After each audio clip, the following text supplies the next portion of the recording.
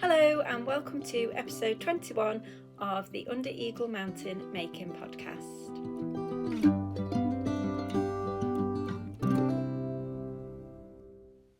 Hello, I'm Laura and this is my podcast.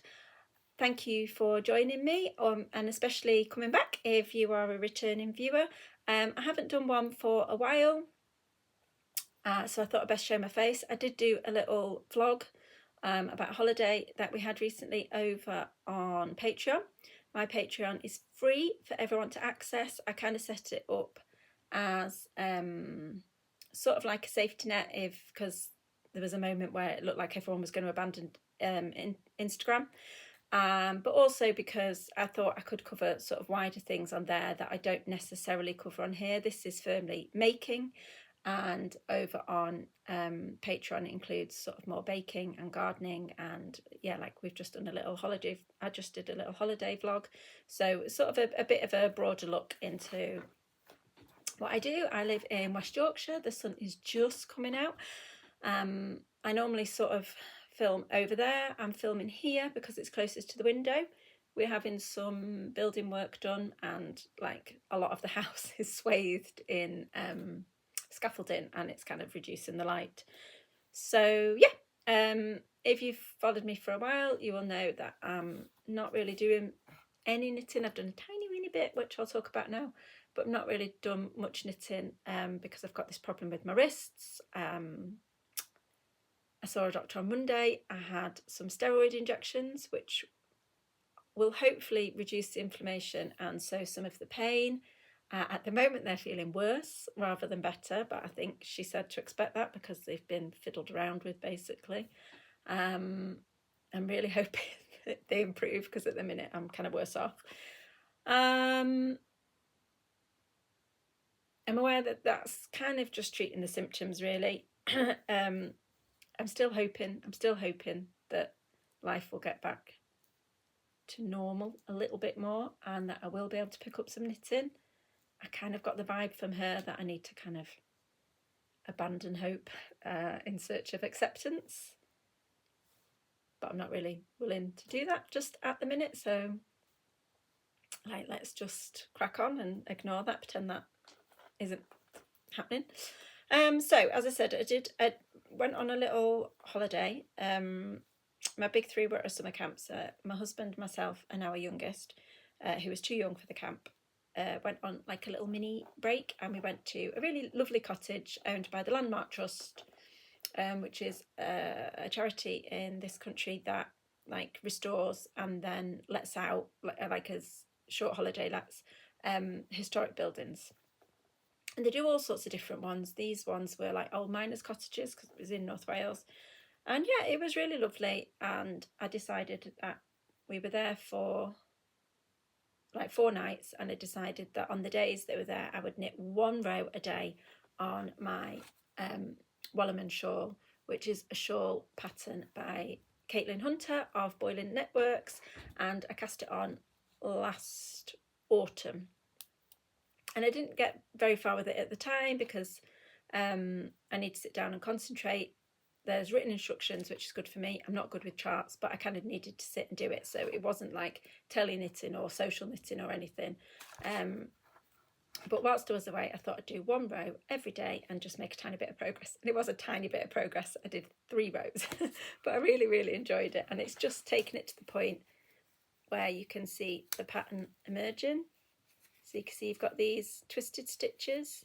These make like, I'll put a picture up, they make like pine trees, that's what they're meant to look like. And then you've got some cables with a bit of moss stitch, like double moss stitch, I think, in between. And yeah, this wool I picked up last September at Yarndale, which is a little yarn festival in Skipton, which is not far from, it's about 40 minutes from where I live. And it's the guy just had it on display. It was just in a huge hank on the wall. I can't remember how much it weighed now, but it was just a huge hank and it was not very much money. And he said basically he'd just been round farms sort of collecting fleeces that farmers had, you know, from when he'd sheared his sheep and collected they'd collected the fleeces, but they had nothing to do with them. They weren't going to spin them or do anything with them. They were just waste. So he collected them up and he just mixed them all up and sent them to a mill, and they were just processed in this one yarn. So it's kind of like a grey brown. It's a bit more brown than it looks. It definitely kind of looks grey, but it's a natural sheep colour, all different mix of things. Maybe wasn't the best choice for a textured shawl pattern because there is, you know, a tiny bit of marling to the yarn, like natural, and there's a bit of a halo from the guard hairs, and it is maybe a bit dark. Cables often look better in lighter colours, you know, where you can see the shadow. But I think once it's blocked and once it's done, I say this, I may never finish it if I'm not allowed to knit, but let's hope. Once it's finished and blocked and everything, I think they'll show up. And it's just for like snuggling up in anyway. So yeah, I did last autumn, September, October, I did a video looking at a number of different shawl patterns. So because I really wanted like a big textured cozy shawl, that's what I'd hope to knit over the winter.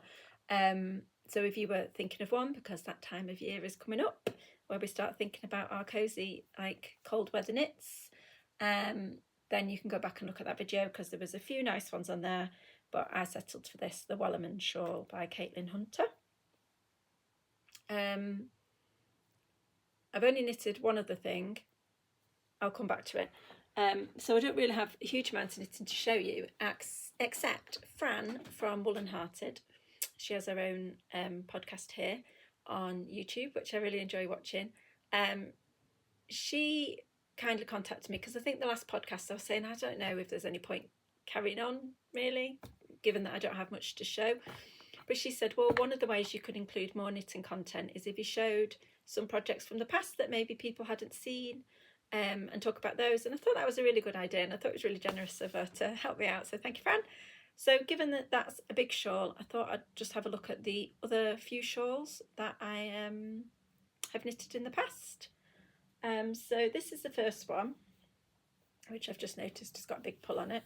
This is a really simple shawl. So I started this, I knitted this a lot of years ago. I've been able to knit since I was a child, really. Like a lot of people, I was taught by my grandmas, but I never, you know, I knitted the odd scarf for a teddy, and then I didn't do anything at all until I got into my 20s, and then I dabbled a little bit here, bit there, nothing much, and then, I don't know, 9 years ago, I suddenly, like, got bitten, and I've knitted sort of regularly since then, and then in the last, like, 6 years, well, not including this year, like 5 years before that, I just, you know, became obsessed, and this was right at the beginning of that period of obsession. So I knitted this with yarn. I also bought at Yarndale, I think the first time I went to Yarndale, so that was like 6 or 7 years ago. I can't remember who it was by. It was called Copper Squirrel or something. I can't even remember. It's like a hand-dyed, it's a variegated, I think it's probably superwash. It's 100% wool. I wouldn't buy superwash now on the whole. Well, not usually. But it's a lovely colour. I really like it. And it's just a really simple triangle shawl that you can wear like this. It's super simple. You start at one end. You increase on one side. You increase on both sides. You increase on one side because you're knitting from tip to the middle. You increase on one side, and it was just with yarn overs. And then you get to the middle, and I think you knitted a couple of rows straight, so you get a sort of soft curve, and then you decrease on that same side with yarn over and knit two together, and then a decrease. So yeah, I got that pattern from, thinking, bear with me.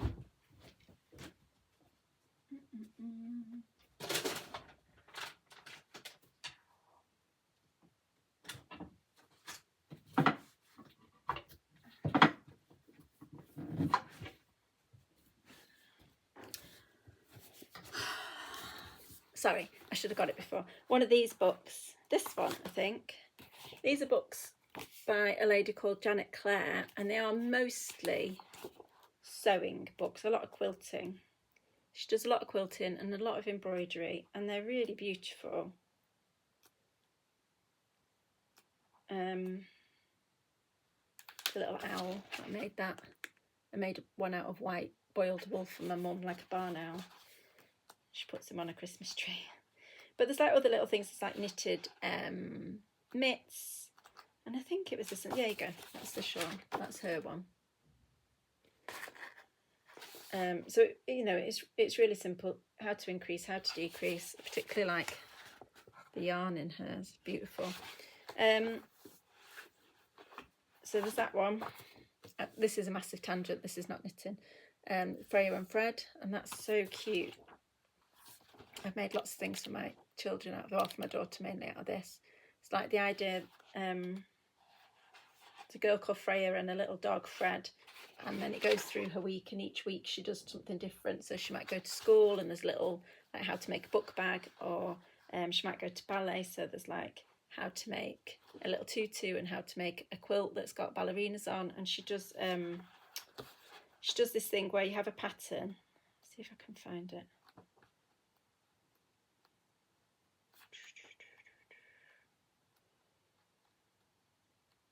I can't find it, and this is annoying. So she'll give you the parts of, say, like a dog or of a little girl, like a paper pattern, but all the pieces are individual, and then you put split pins where the pieces join, so that way you can get like a figure doing lots of different things. Does that make sense? So you can change like the position of the arms and the legs or the head, so that you can then like applique on in all different positions. Oh, there you go, like that. So that's really sweet. I made lots of things for my daughter out of that book. And then this one is called Wordsmith, and they're just really beautiful books to look at.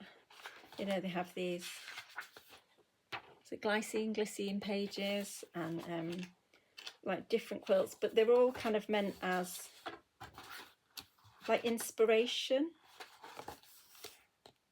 rather than like set patterns. There's just like ideas where you can include your family and important things, and there's making quilts, or there's making like household things, and they're just really lovely. So anyway, that's where the pattern for that scarf out of the field guide one, where this came out of. But it's dead simple.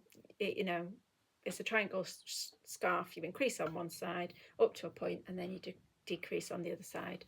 I do wear this one a lot. It's very soft, the yarn, and I like the colours.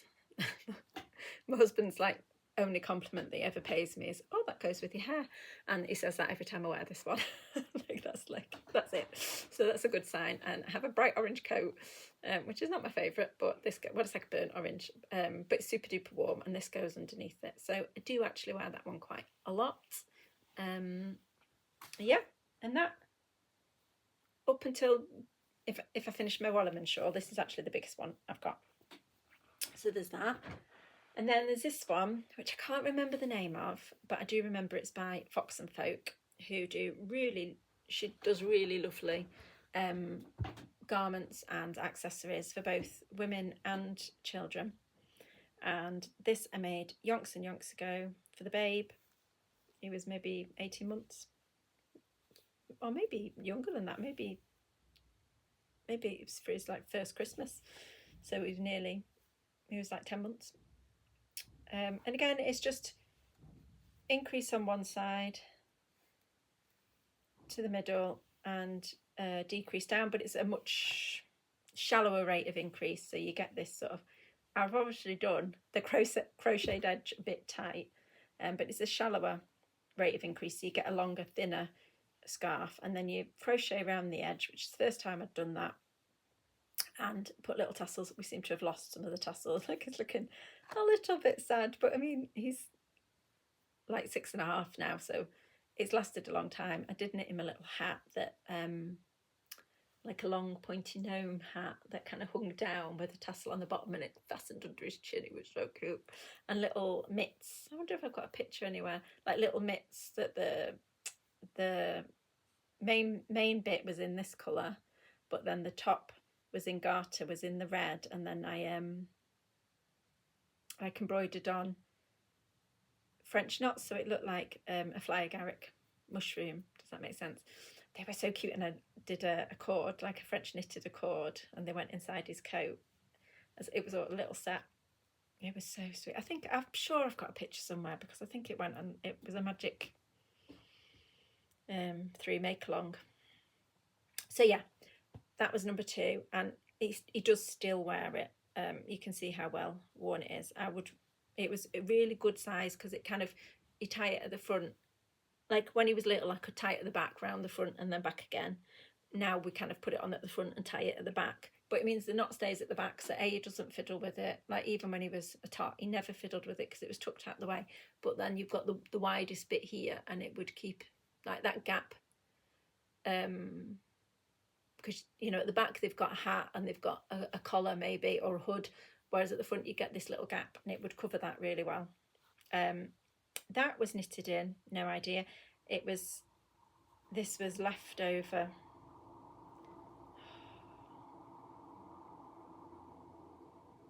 I knitted something for him in that when he was a tiny baby. I can't remember what it is. Again, I think it's 100% wool, but a superwash. It's very soft, and it was probably worth it being superwash, because it's been washed loads and loads and loads and loads and loads. I can't remember what the red was. And then I've got 2 scout scarves. This is a design by Studio Misha and Puff. Originally it was free on their website, and then it became free if you bought some yarn. I was lucky enough that 2 lovely ladies from Instagram, people that I follow on Instagram, sent me it, because I kind of went to get it like just as it got turned on to free if you buy yarn. But the postage, the yarn's quite expensive for Misha and Puff, which is fine, but to import it from America was like, it cost the same again. It was just ridiculous, and I was thinking, well, I only want the pattern. And because it had been free, they said, I don't feel like bad giving it to you for free. But now I bought a book. It's called Making Things by Erin Boyle, and it's included in that too. So if you have that in your library, you can get this pattern. But I mean again, it's nothing super special. It's very similar to the one for the baby, but it got a bit more of a point. His is a bit more rounded, and it's bigger, it's longer. So this is knitted in this really beautiful, like tweedy pink yarn, but it's got like black bits in it and rusty bits in it, and I get lots of comments when I show this on Instagram. I get loads of people saying, where did you get that yarn? And do you know what? I bought it from a charity shop in a ball. I've got another one which is obviously the same collection of yarn, but it's much more purpley, where this is pink, and I'm pretty sure it's either totally acrylic or a wool acrylic blend. I got it for like 50p.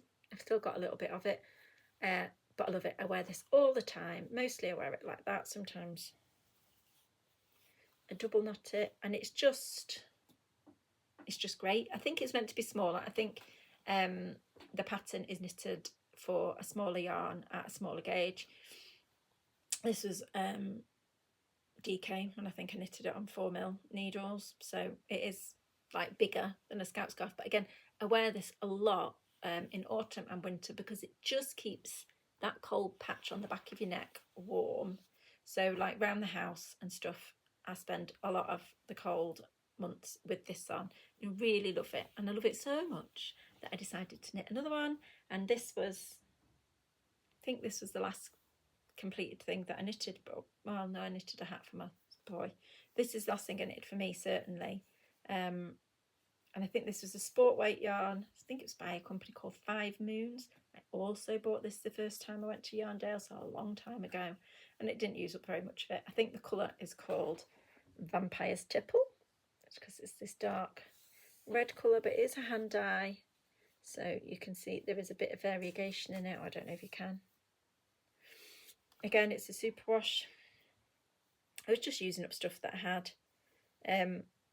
what I do notice between knitting the two, the top edge of that you can see is all bumpy,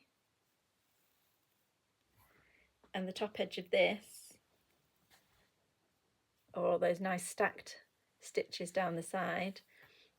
So I knit this one probably 2 years before I knit this one, or this one 2 years after I knit that one, and you can see how my knitting has improved, because that's because when you have to slip like the edge stitch so that your edge doesn't roll, I realised that with this one, I can't, well, do you know what, I can't even remember, I can't even explain it now, you probably know what I mean, where your yarn is when you slip it, and then if you wrap it, you want it to be at the back when you slip it, so then you can carry on knitting, whereas I would slip it and then I would move the yarn to the back, so I'd kind of wrapping the yarn around the outside, and so I ended up with this bumpy edge,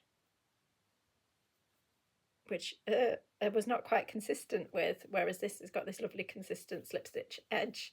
So that's just, you know, one of those things that you can mark your own progress by.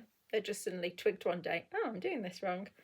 So yeah, this, I think it's a sport weight yarn, and I probably knitted it on 3.5mm needles, I think. So it is a tiny bit smaller, a bit more like the original one, but again, I really like it. I wore it a lot, just tucked in like that. It's a nice colour. I have some red yarn that I bought. It's a brighter red actually, but I bought it in Edinburgh at the Woolly Good Gathering. It's Garth Nor red yarn that I really want to, I really like, my plan, my dream was to make a pair of red socks. I'd seen a video, I wonder if I've still got a picture on Instagram of it was a woman that owns a shop, so I think she was selling socks in her shop, but it was like she'd taken a picture looking down at herself, and she had a white cotton or linen nightie on and a pair of bright red socks. And I have a lot of white cotton or linen nighties that I love, and I wear like I made some like long bloomery type things to wear in the winter to keep me warm, and I thought, I want a pair of red socks out the bottom of my white nightie. If I can find that picture, I'll put it up. And so that was my inspiration, and it took me ages to find a pair of like bright red. I'd tried to dye some, but it came out like a darker, I think I've got them on, it came out this sort of more of a brick red when I dyed it with madder. These are socks I knitted in 2 shades of madder last summer. Yeah, and I wanted like a really, really bright red, so I bought that. So maybe one day I'll get a pair of red socks, who knows, maybe I'll have to give it to somebody, ask them to knit it for me for Christmas one year. And then the last one I've got, which is not the last one I knitted, that red one I knitted this like early last year, I think. This was a scarf. I cannot remember the designer's name, but the design is called Age of Steam and Brass, I think. You can find it on Ravelry. I think it was a free pattern. So again, it's just a triangle shawl, but you increase at the edge with yarn overs and you increase centrally. And then it's got these, it's garter with rows of eyelets. Do you increase centrally? I think you do, but maybe not on every row. So you get a nice triangle shawl. Now, I love this and I don't. One of the reasons I don't love it is that I don't think it's quite, it's like a bit too big to be like kerchief that way. You get a bit too much of it, it's a bit weird. And then it's a bit too small. It might not be, this might all be my mind. You know when you get things in your mind? I think it's a bit too small to wear that way, like bandana-y. Like, I feel it's a bit like it's the same width as my head. I would like it to cover a bit more. I mean, I tend to wear it with a coat or whatever, because again, it does look quite nice with my horrible orange coat. It's the warmest coat in the whole world, which is why I persist in wearing it in the winter, but it's not beautiful. Yeah, I don't love how it looks, but what, I can't get it off now. But what I do really love about it is the yarn. This was my first attempt at bundle dyeing, and I did this one and another one. don't know if you can see all the colours really, they're not showing up, but it's got pinks and browns and these tiny specks of lime green, which I think came from marigold. There's a bit of madder in there and some coreopsis. And I didn't dye the background of the yarn, that was the natural colour. It's really tricky to show. It looks all a bit more one colour here. I'll see if I can find a better picture, I might have one. Yeah, but it's like pinks and greens and yellows and rusts on this creamy background, and it's really beautiful, and I was really pleased with it. I really like it. I did another skein at the same time, but that one came out a bit paler for whatever reason. Well, probably because I didn't measure the amount of stuff I was putting on it, so I put more stuff on one than the other. Yeah, so they're the shawls that I have knitted in the past, and as you can see, most of them are sort of little neckerchief type shawls, so I would really like to get my Wellerman one done at some point, even if it takes me years, because that would be a really nice cozy thing for like if you're reading in bed, or like in the evening watching telly, or doing a bit of knitting, like just to have an extra layer on your top half. Like probably more that necessarily than going out, but we'll see. Now, if I had unlimited knitting potential, there are, I think, 3 other scarves that I would like to knit. The first is not out yet. It's not a pattern that's out yet, but that is Rebecca Clow from the Crayobeia is currently working on a Kintra scarf or shawl. I think there'll be 3 different sizes. So I think at the beginning of this year she released the Kintra pattern. It's got like 1 by 1 colour work on the yoke, and you can either do it like just in 2 colours or however many colours, up to 24 different colours. So you could have done it with a advent is what she was thinking, I think. Again, if I can, I'll put a picture of that in. And so she's currently working on like a little triangle type. I think it's going to be a long thin type rather than a deep triangle. And I just really like that. And I've got lots of mini skeins, either that I've dyed or that I've got for some other people. In fact, ow, just banged my knee. I had some within reach. So I've got these from Lorna at Thread and Yarn. You can't see, but that one's variegated. And I've got another set from her as well, but I'm not entirely sure where that is. And they're just really pretty, and I think maybe with like a cream background one or like a soft brown, something like that, that would make a really pretty Kintra scarf shawl. I don't think she decided what it's going to be. And then the other 2 are quite similar, sort of. One is the Pressed Flowers shawl, and the other is the Fancy Camp Bandana. Pressed Flowers is Amy Christophers. It's part of that whole range. Fancy Camp Bandana, cannot remember. I'll put a picture up. I'm sure that's what it's called, and you can find it on Ravelry. And that, whereas the Pressed Flowers uses mosaic knitting to get that sort of flower shape. It's like a quilt motif flower shape in colour work. The Fancy Camp Bandana has like a little lace motif, but again it's that same sort of flower, like 4-petaled flower. And I think originally that was knitted in mohair. I came across that because of Leah at Stitchcraft. She'd knitted one, and I just thought, oh, that's really pretty. And then, for both of them, I like the little neckerchief type size. So yeah, they would be things that were on my shawl list. So let me know if you have knitted any of those, or if you have a perfect scarf, shawl, whatever that I should put on my dreaming, hoping wish list. So that's kind of it for knitting. Although knitting adjacent, I did think I would just show some yarn. I know I said ages ago, oh no, I have got one more bit of knitting, liar. I knitted a swatch.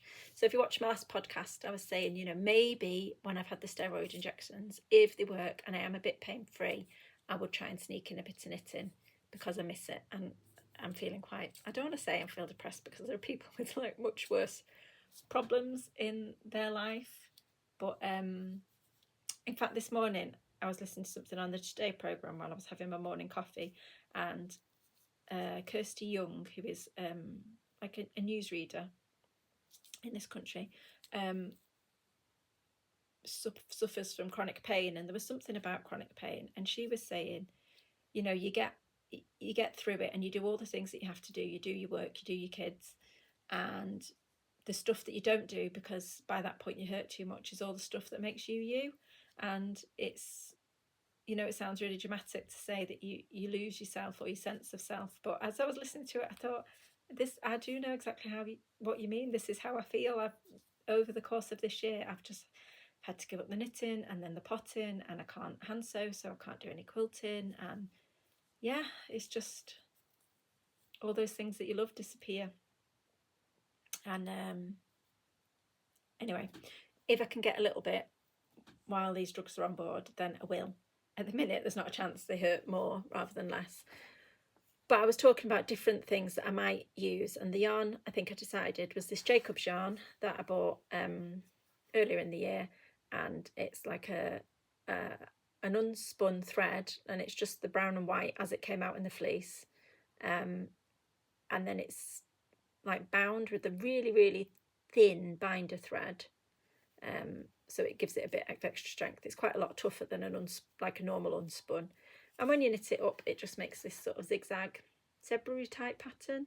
And I think I'm just going to do a tulip sweater if I can. So that's Melody Hoffman or Bee Mandarins, because I've already got the pattern. It's very straightforward, but I didn't think it was worth doing anything fancy with like a jazzy yarn. But also it'd be really nice. I've knitted it before. I knitted a black one for my daughter, and it's starting to get, it was cropped to begin with, and now it's like super cropped. I think she's really hoping that I'll be able to knit something else, but we will see.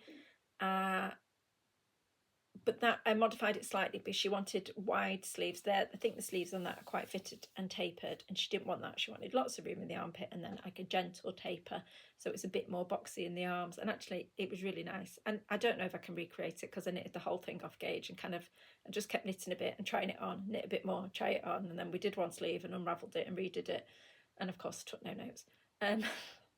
But that's kind of, I'd just kind of work through it in the same way, I guess, and try and do that. So yeah, fingers crossed that might happen.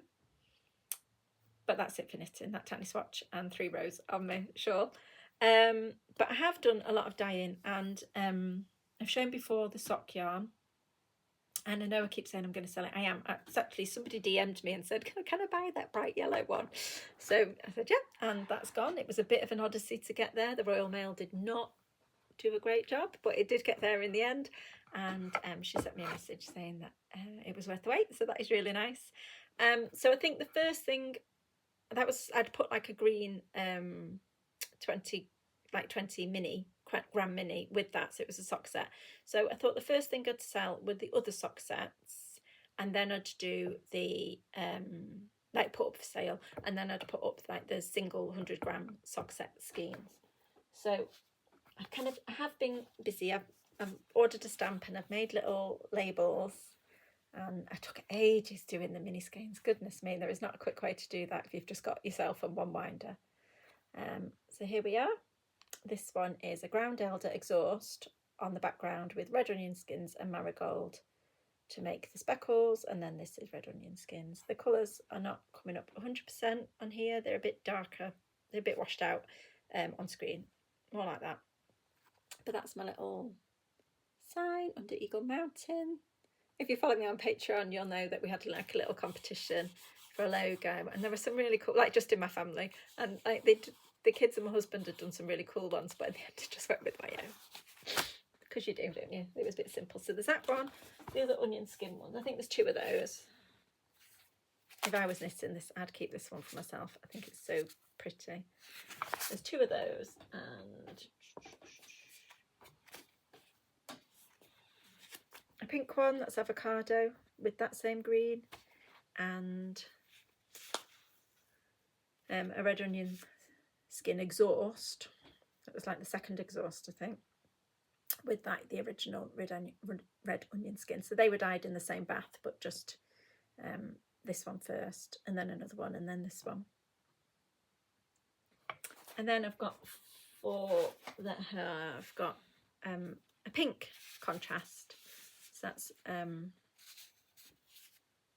one that's an alder cone exhaust. That's like a really soft caramel with the pink. A ground elder exhaust, so really like I can only think of that as green opal fruits from my childhood. That's the green that is with the pink. And then that is the second red onion skin exhaust. So you had that dark green, then this one, then this light green. So you've got like a gradient, and there was one more, I think. And that one is heather. So it's like a peachy colour. So we're away from tomorrow because it's the bank holiday. And so probably I'll put them up next week. And the kids have just got like another week off school. But I think I'll be all right by then to do it. So I'm not quite sure. Should I do it on here? Should I do it on Patreon? Like the most obvious thing is to do it on Instagram on stories. But some days Instagram shows my post to 30 people. So, I mean, there's only 8 sets, so I suppose, you know, 8 of the 30 thought, oh yeah, I'll have a sock set. That would be fine. But that's probably not likely that it would just pick those people that really fancied a sock set. But I think that's probably the easiest thing to manage, is that I'll just show them somewhere. I'll give each skein a number, message me with I would like number whatever, and the first person that messages it me, I'll send back a message to say yep, it's yours. And the lady Belinda that bought the first sock set just paid me over PayPal, so that was fine. The sock sets will cost £24.50. That's what I've worked out, which I think is fair. And then postage with 48-hour tracked, which they say will take up to 72 hours. I don't know why it's not called 72 hours tracked, but there we are. Like a bit of self-marketing from the Royal Mail. That costs £4.05, so I would charge £4. So all in all, it would be £28.50, including your postage. And it is 120 grams of Corriedale high twist sock yarn. It's from Laxton's. It's 395 meters per 100 grams. So as I say, it's from Laxton's. You can go to the Laxton's website if you would like and look at their undyed shop, and you can see it in there if you want more information. But it's British wool and no nylon, no superwash. And then everything that I dye is dyed with whole dye stuff. So it's stuff that I've grown in the garden, it's stuff that I've saved from the compost in the kitchen, or it's stuff that I've foraged from my local surroundings, like the heather. No extracts, no powders, no like pre-bought dyes or anything. It's all made with bits of plant. Okay, so that's that. If you looked at it and said, oh, I'd really like one of those variegated ones with the green, like when are they going up? I really want one. Just send me a message here when this goes up, and if you know, I'm happy to put it to one side for you. I don't imagine there'll be a sudden rush and everything else sell out. I'm so overjoyed that I've already sold one, and I'm absolutely like racked with nerves that everything goes okay with it, that it knits up nice and everything. But hopefully it will. There's no reason why it shouldn't, but you know, just I've never done anything like this before, so it's dead kind of nerve-wracking but dead exciting. So like, you know, if you saw something and you did have your heart set on it, then you can just message me and I'll say yeah, sure, and I'll do it. But it wouldn't be till next week that well, actually this won't go up till, I don't know, maybe next week, depends how I get on with all the jobs that I should be doing now instead of filming.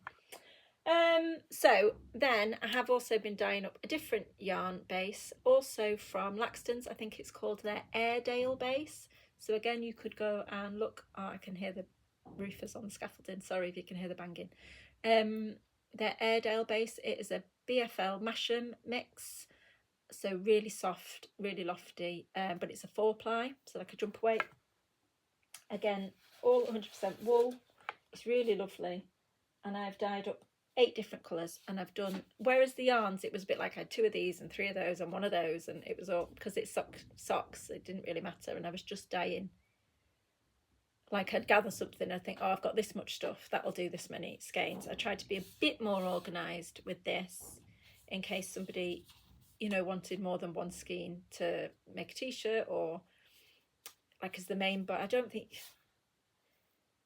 there's 450 metres per 100 grams, and I've got 3 of each colour, so some people could get a whole garment out of 3 easily, but not everybody could. I am aware of that. That is pattern dependent and size dependent, so it could be used as a contrast colour, or for a smaller garment, whatever. So I've dyed up 8 colours, and this is not the best lighting type situation, but this is the first one. This was Buddleia, so this is quite a bright yellow, but it's not quite as clear and acidy yellow as the Sweet Sicily that I dyed on the sock, which is the one that sold. Although I have been dyeing a different yarn with, well, I dyed some of this actually with the dyer's chamomile that I've been growing, and that does give a really bright, clear, acid yellow. I can't show that now, but I think I've put some on my Instagram actually this morning. So this is Buddleia, and but it's still a very bright yellow. It's really nice. And then that's the exhaust, because there's still loads of colour in it, and that's like a lighter. It's very tricky. When you see people doing this, you think, what are you doing? But it is really tricky. So there's those 2, and then the next 2, which are also a set, are these. This is a really beautiful corally pink colour, and then it's exhaust, which is, this definitely leans pink, and the exhaust definitely leans orange. It's like tangerine. That's a bit of a better. Oh, maybe we'll lean all the way back out of the direct light. There you go. That's the yellows. That's the main Buddleia. That's the Buddleia exhaust. And then this is Coreopsis, so from my garden that I've grown, and the exhaust, because again there's a lot of colours. So you can see this is like a really pinky coral, and this is like a really orangey coral, like a tangerine. Both really lovely. And then this also from Homegrown Flowers. This is Marigold.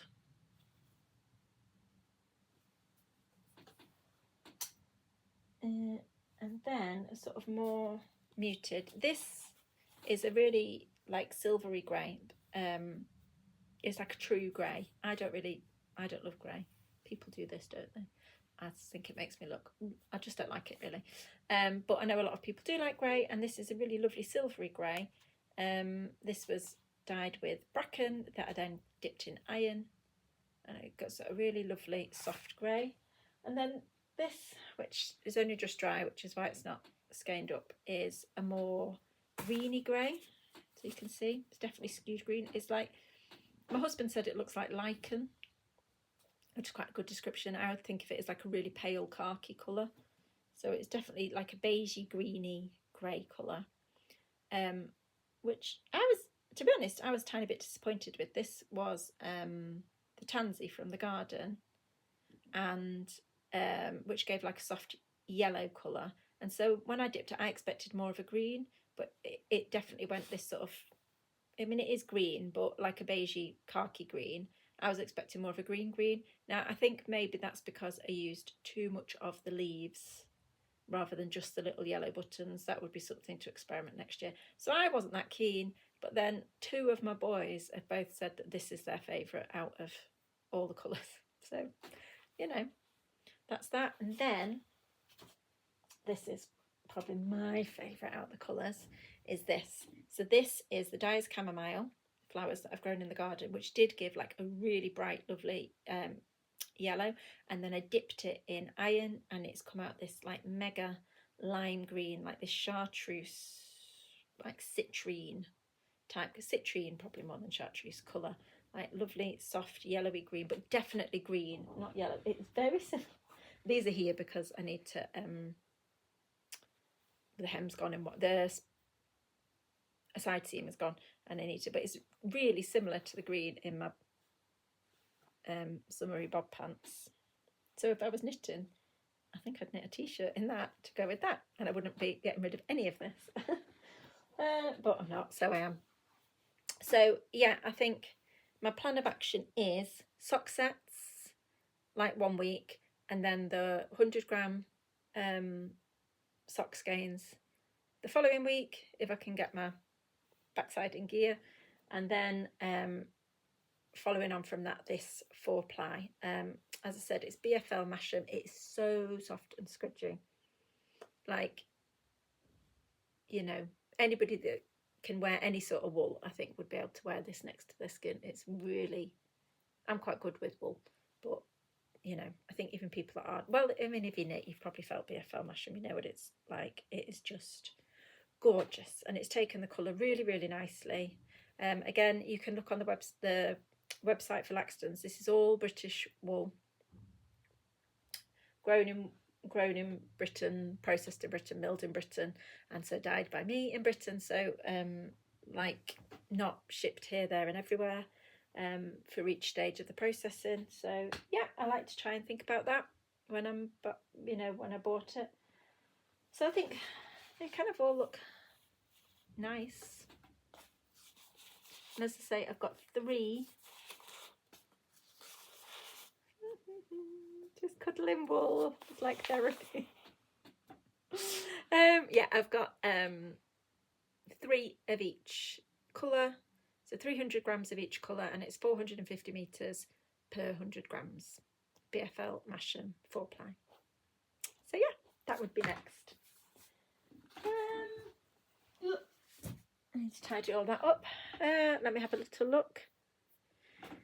I was going to talk about some sewing plans that I've got, but actually I'm running out of time, so I might save that for next time.